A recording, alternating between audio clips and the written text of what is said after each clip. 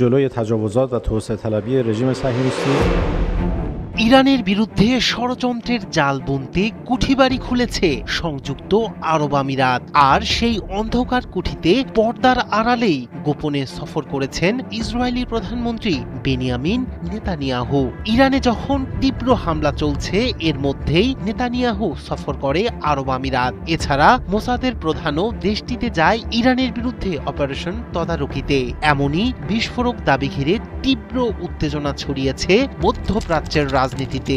তবে এমন কোনো গোপন সফর বা সামরিক বৈঠকের তথ্য সঠিক নয় বলে স্পষ্টভাবে এই অভিযোগ নাকচ করেছে আবুধাবি। তবে ইসরায়েলি পক্ষের দাবি ও আন্তর্জাতিক কিছু প্রতিবেদনের ইঙ্গিত ঘিরে তৈরি হয়েছে নতুন বিতর্ক। যুদ্ধের উত্তাপে যখন ইরান, ইসরায়েল ও আমেরিকা মুখোমুখি, তখন এই কূটনৈতিক টানাপোড়েন আরও রহস্যময় করে তুলেছে মধ্যপ্রাচ্যের পরিস্থিতি।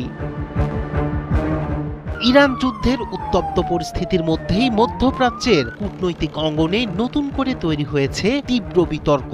ইসরায়েলি প্রধানমন্ত্রীর কার্যালয়ের দাবি, অপারেশন রোয়ারিং লায়ন চলাকালে গোপনে আবুধাবি সফর করেন নেতানিয়াহু। সেখানে দুই দেশের মধ্যে সামরিক যোগাযোগ বৃদ্ধি এবং দ্বিপক্ষীয় সম্পর্ক আরও গভীর করার বিষয়ে আলোচনা হয়। এমনকি ইসরায়েলি প্রধানমন্ত্রীর দপ্তর দাবি করে, ইসরায়েল ও আমিরাতের সম্পর্কের ক্ষেত্রে একটি ঐতিহাসিক মাইলফলক তৈরি করেছে এই সফর। তবে এর প্রেক্ষিতে অল্প সময়ের মধ্যেই সেই দাবি নাকচ করে বিবৃতি দেয় আমিরাতের পররাষ্ট্র মন্ত্রণালয়। আনুষ্ঠানিক বিবৃতিতে বলা হয়, ইসরায়েলি প্রধানমন্ত্রী বেনিয়ামিন নেতানিয়াহুর কোনো গোপন সফর কিংবা আমিরাতে ইসরায়েলি সামরিক প্রতিনিধি দল গ্রহণের খবর সঠিক নয়।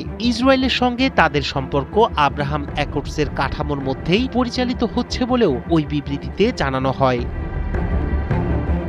তবে বিতর্ক আরও বাড়িয়ে দেয় আন্তর্জাতিক সংবাদ মাধ্যম রয়টার্সের একটি প্রতিবেদন। সংশ্লিষ্ট সূত্রের বরাত দিয়ে প্রতিবেদনে বলা হয়, গত ২৬ মার্চ নেতানিয়াহু ও শেখ মোহাম্মদ বিন জায়েদের মধ্যে একটি বৈঠক হয়েছিল।